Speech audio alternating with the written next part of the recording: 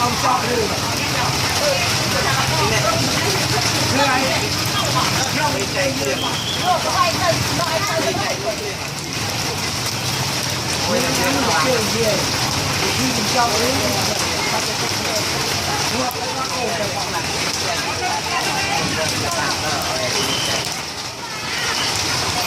bây giờ mình vào trong là cái gì rồi taเอาคนตกไป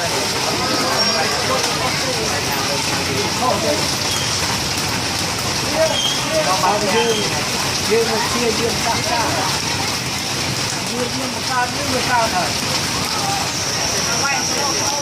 ตั้งใจ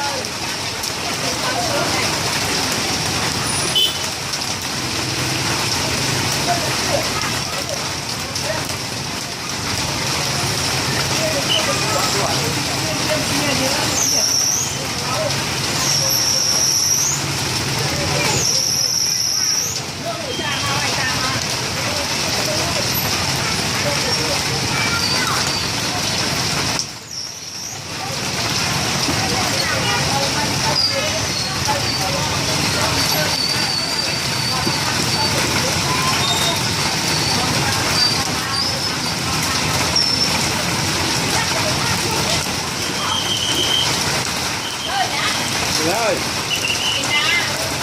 vô bài hai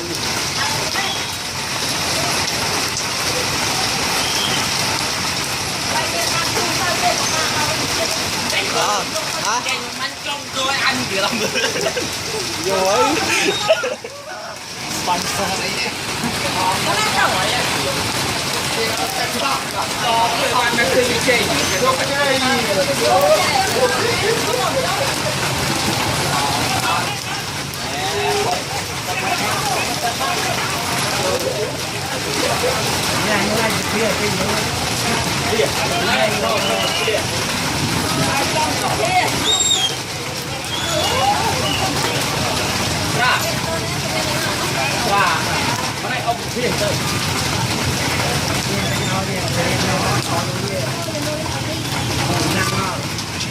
ôi nó ngả râm chiết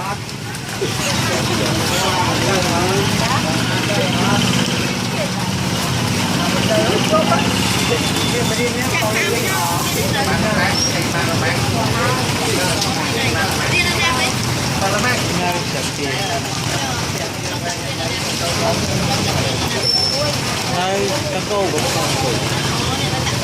và một vài câu cũng không đủ